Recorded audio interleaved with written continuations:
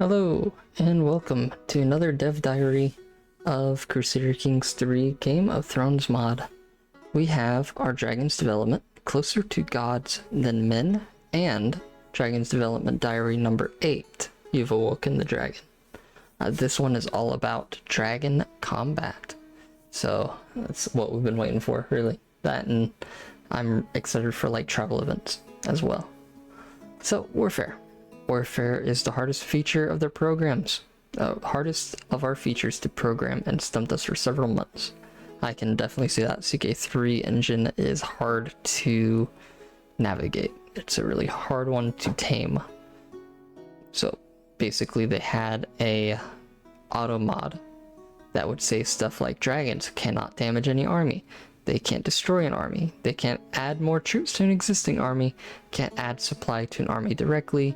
Can't apply attrition to an army. Can't actually raise or disband an army.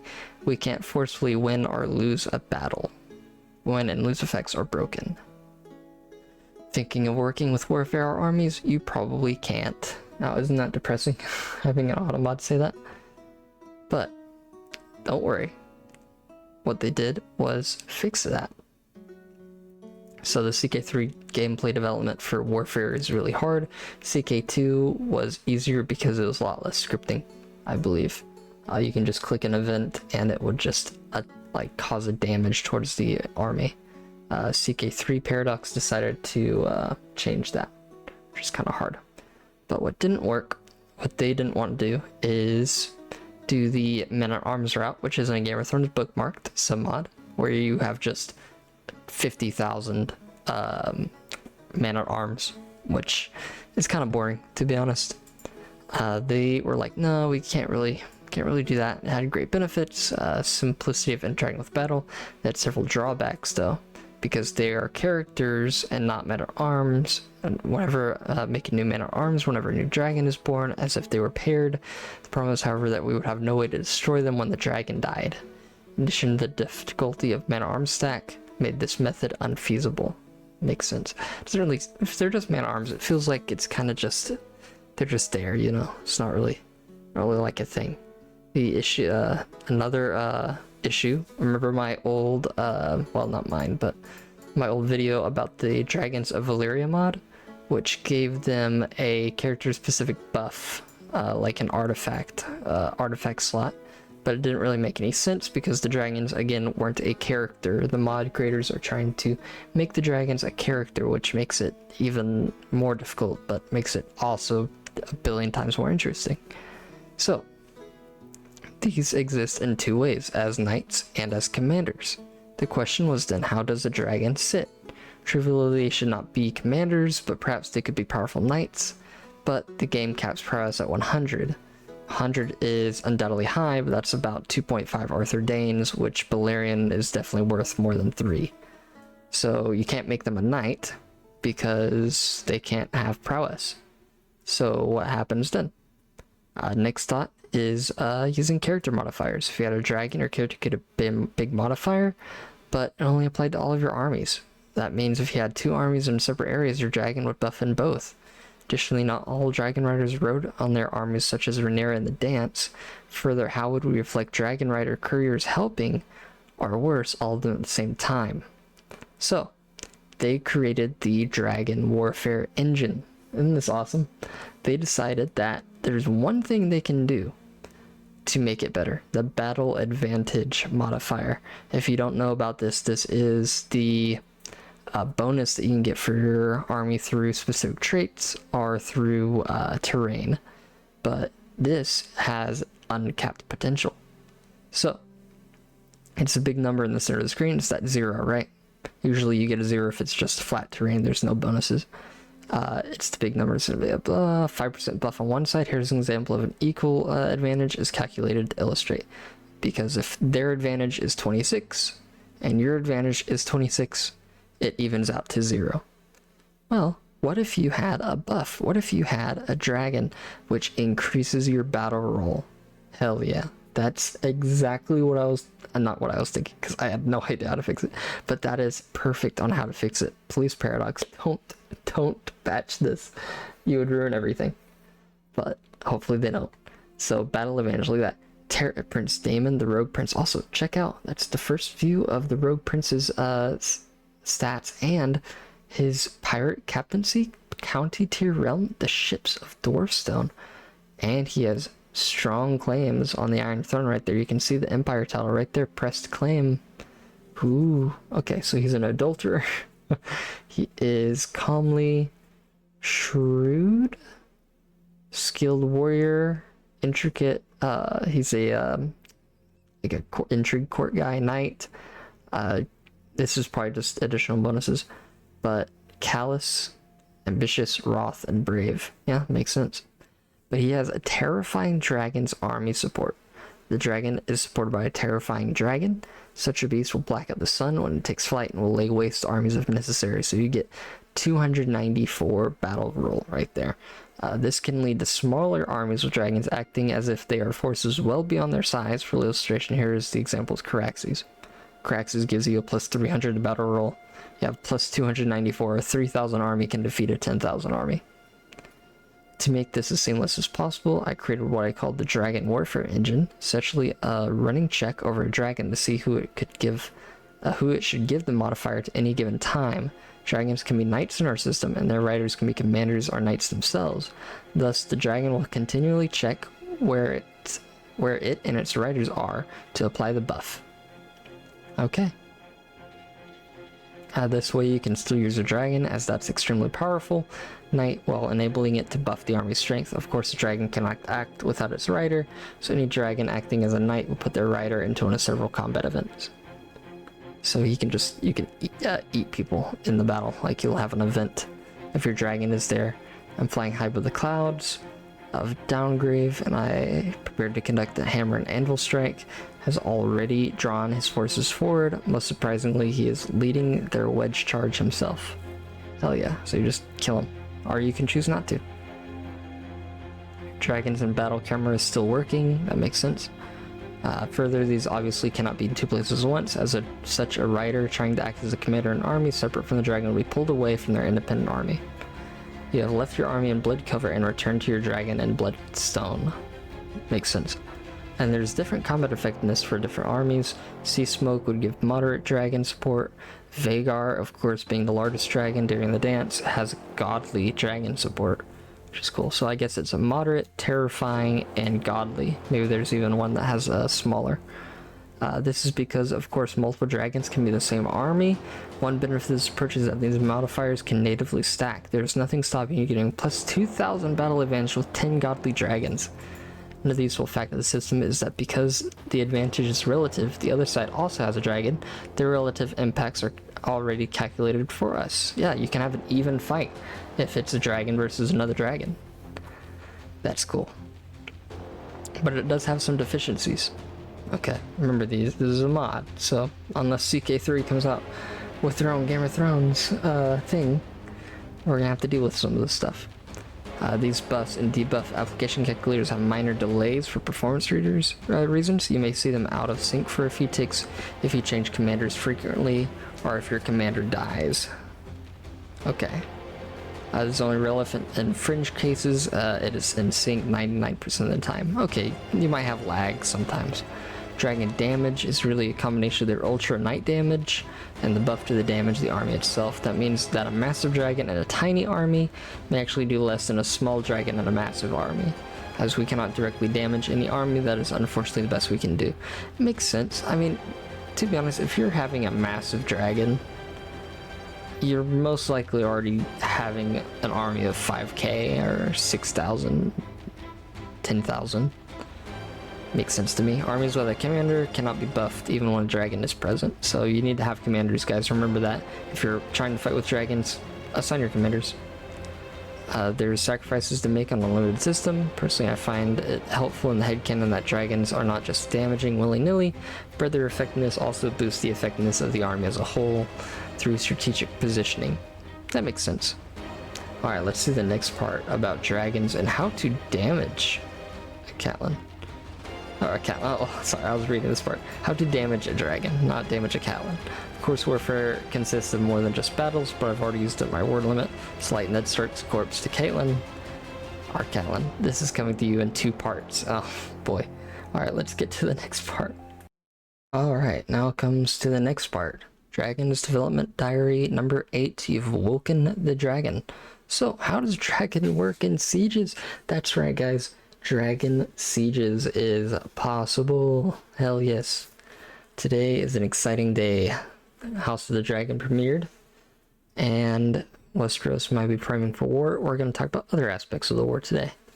So, Uber and Silix are helping us out here. Dragon sieges. When Aegon the Conqueror owned Beleriand and the Black Dread, over Harren's castle, Westeros learned that the walls do not protect you from dragon flames. Such power will be yours to wield should you face a siege, or be yours to face should you choose to fight those who have mastered the power of old Valyria. Similar to an assault, you'll have the button on the castle to use your dragon. I hope the AI does do it, because in the Game of Thrones mod, if you watch my Hightower series, the dragons definitely used it against the AI definitely used it against me and kind of screwed ourselves for about 3 generations there. Okay, Siege of Storm's End. You can use a dragon. Look, that's the Mad King with a dragon. Ugh. I stand before the walls of Storm's End. My dragon Laraxes at my side.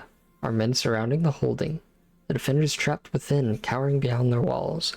Though we should doubtless force them to surrender with enough time, no walls can protect them from dragonfire. It is not without risk, but I could ride Laraxes to unleash his flames upon the castle and bring the siege to a much quicker end. Okay, we will strike easy targets first, softening their defenses. Those walls will not protect them. No mercy, the keep will burn. No, we shall siege it the old-fashioned way. Okay. Using these options will lower the fort level you're facing quite substantially, even at lower levels. Moderate dragon damage, -5 to the fort level. Okay. Options you see are those available to a large dragon of around 90 years of age. Smaller dragons will have to be content with lesser effects on stone. Okay. Of course, for the truly tyrannic beasts, there's an option to what Aegon once did. Oh, you could. Oh, that is so awesome, dude. That occasionally would happen in Crusader Kings 2. Very rarely, but you can cause ruins. You can turn a castle into a ruin if you use Vhagar and just annihilate Storm's End. How awesome is that? Can you imagine you're in a big giant civil war with godly dragon versus godly dragon and just ruins upon ruins start just spamming everywhere? You could have a whole section of like the Reach or the Riverlands. It's always got to be the Riverlands, right?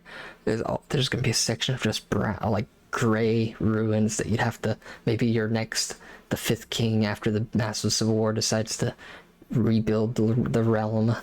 I love this. It's so cool. That's why I love that, dude. I love this mod team. They're so awesome, guys. So cool. Okay.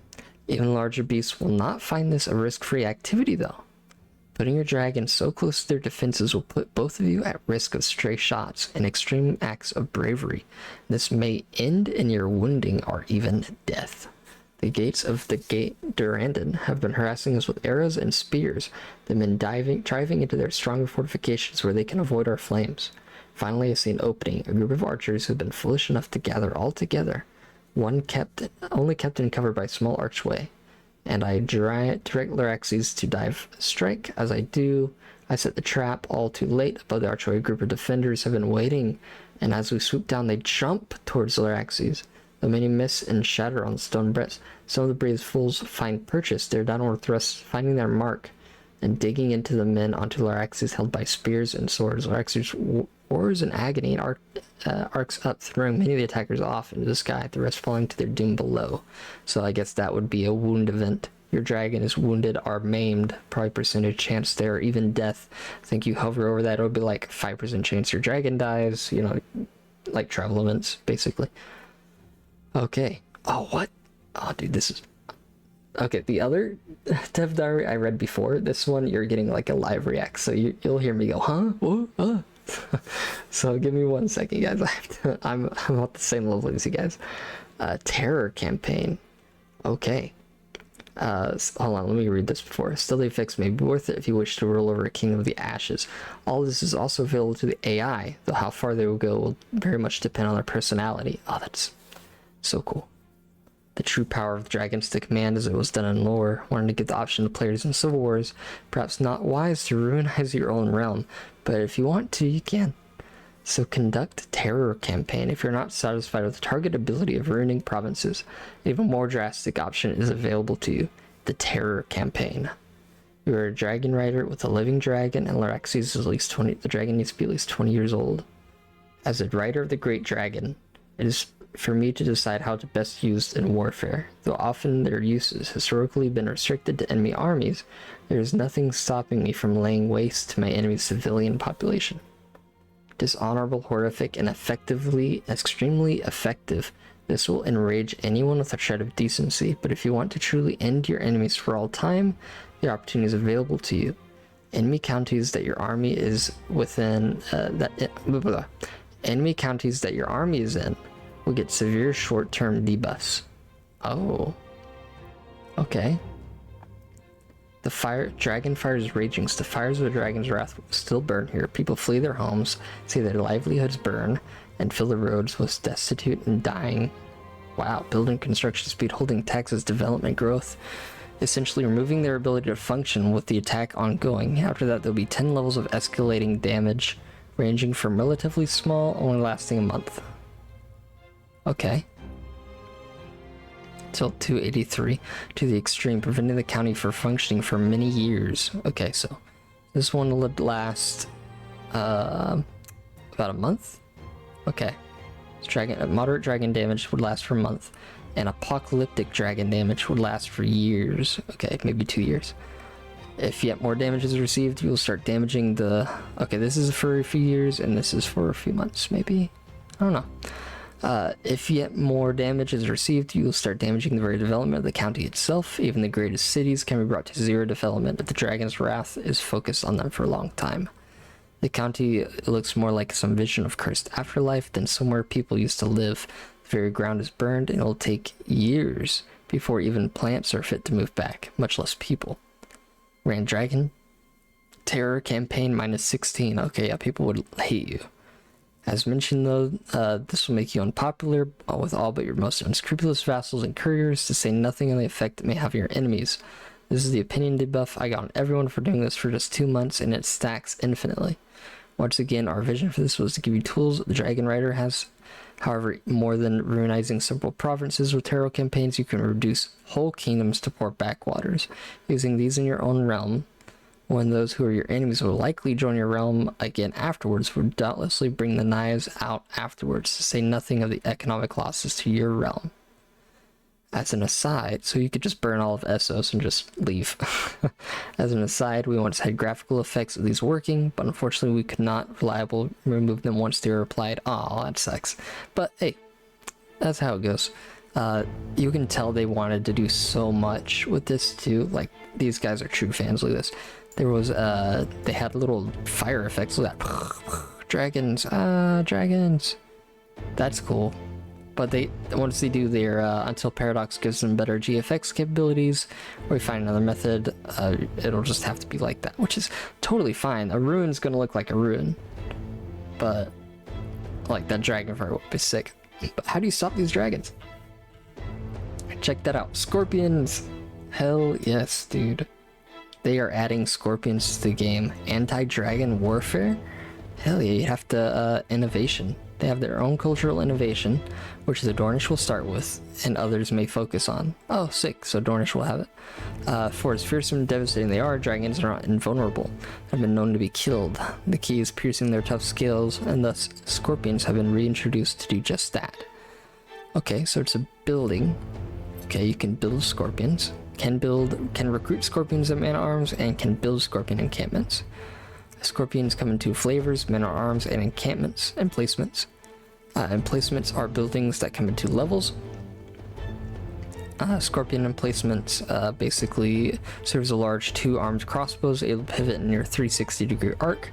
They're capable of firing a large bolt with enough force to pierce even the thickest armor, and is the only weapon that may deter a dragon from attacking. Okay, so more garrison, station army damage. Okay. Alright. Station army damage. That's good. Station anti-dragon damage. Yeah, that's good. And then heavily encampment, that's 400 gold. It takes 3 years to build, so definitely don't want to have that being built when the war started. A series of wheel-based ratchets help draw the man-sized bolts. These 4 armed scorpions, each pivoting on iron rings to release their payload. Such force is both overkill and too unwieldy to use effectively on any but the fiercest enemy a castle can face, a great dragon. So station anti-dragon damage plus 10%, station siege weapon damage plus 5%. Okay, more levies, more garrison, increase your fort level. That's cool. Though they do not provide some minor buffs, they are not intended to be cost effective for anything but their intended purpose. I can't talk today. This is what happens when you work all day, guys. Anyways, prevent dragon attacks. Though they do not remove the risk of a dragon sieging your fort, they substantially reduce the likelihood that they will get away with it. A dragon rider will be warned about scorpion emplacements. Oh, that's cool. You'll decide on Orion to use on siege. The defenders have heavy scorpions, which can greatly increase the risk of this action. Oh, that's so cool, isn't it? The old Valerians named their dragons after gods. It is easy to see why. Orion, the god of fire and death, and I am his chosen. Yet just as the gods of old were felled by faith of the new, so too can the greatest of weapons fall to the smallest. The rain of metal from walls comes like a storm. I see Orion struck between the wing joint by the scorpion bolt. The guttural cry of pain, cut short as another bolt, slams into his neck. Blood pours from the wound. Where we were flying, we are now falling, the ground rushing to meet us. And that's how your dragon can die. By mere mortals. Isn't that fun? Yeah, so I think in Dance of Dragons they were building scorpions, but it was like really, like the cost was really high, so hopefully they make it high as well. It does not help in the field. It does not help any in the field. For that you'll need scorpion man-at-arms. Okay. Anti-dragon man-at-arms. Okay, that's cool. Size 1. Unraised maintenance. We'll start with 5 soldiers and reinforce to 10. Okay. Man-at-arm units will provide a counter to the buffs a dragon gives in battle should you face them. Depending on their size, small dragons may be nearly completely countered, while most adult dragons will operate at half their effectiveness. Okay. The character's army has scorpions, partially countering their enemy's dragon support, so it gives you battle roll. Okay. That's cool. Of course, the largest of dragons are too strong to be pierced by all but the luckiest shots from a scorpion. Their effectiveness will fall off when faced with the likes of the Black Tread. Still, even a partial offset is that cannot be ignored when facing beasts such as these. Additionally, fighting a battle against scorpions has its own risks. Where scorpions are opposed to dragon riders, there is always an element of luck for the rider. The wind rushes past my face. We are flying towards the enemy lines. I can see the enemy commander directing their forces. I'm about to bathe them with fire, but you see a bolt from a scorpion heading straight for us. I only watch as the bolt strikes Straharix. Arcs of blood and fire sprays from the wound, lets out a roar of pain and rage, letting out a great gout of flames. Both cry in terror in our final moments, and they die. These are half measures though, mitigations and desperate attempts to truly stand against a dragon. You must have your own dragon. Oh boy, dragon duels. Warfare will not be complete without dragon duels. When you're facing another dragon rider in the field or trying to siege a holding with an enemy dragon rider or dragon in it, it's simply using your dragon to destroy your enemies is not an option. Smaller, swiftly dragons may try to evade the fighting, but should the enemy catch you, the dance is on. And almost certainly, one side will not survive. While both the dragon and the rider of the losing side can survive, this is an extremely unlikely outcome. Unlike vanilla duels, too, it's highly likely that the winner will come out worse for wear. In lore, we have had 6 dragon duels, and in every single one of them, one or both sides died. A Dance of Dragons is one of the deadliest situations of your character can find themselves in, and shall not be engaged lightly. Of course, that is unless you can simply chomp. There are some fun, precise interactions to be here, but I'll leave you to discover them for yourselves. That's a wrap. Alright guys, let's see what a dragon duel looks like, huh? Alright, here's the dragon duel. A Dance with Dragons. Oh, look how cool it looks. It's even animated. I see Cyrex dive below my strike, forcing Veigar and I to turn hard. The sounds of Battle of High Tide raging are drowned in the wind as we bank around towards our foe. I turn just in time to see Cyrex bathe another group to our troops in flame. and will kick my heels. I order Vagar to close the distance. The dance is afoot. Princess Rhaenyra and Cyrax coming close, executing a claw, strike, and quick bite on Vagar before trying to burn me in Dragon Flame. Well, that just shows that the potential of the Dance with Dragon bookmark could be coming. I know Cyrax is in the Rogue Prince bookmark, and so is Vagar, so we'll see. Vagar, I think, would annihilate Cyrax, personally. I feel like, yeah, we'll rip them to pieces if they approach us. I feel like that'd be such a Vagar thing to do right there. Yeah, Vagar wouldn't be able to strike like a bolt. She's too old. But yeah, I feel like you'd have to just do full melee with Vagar. So, that's it, guys. Hopefully the next week or two we'll get some announcement that the dance will happen. They still told me that I'm still gonna have maybe the week before release.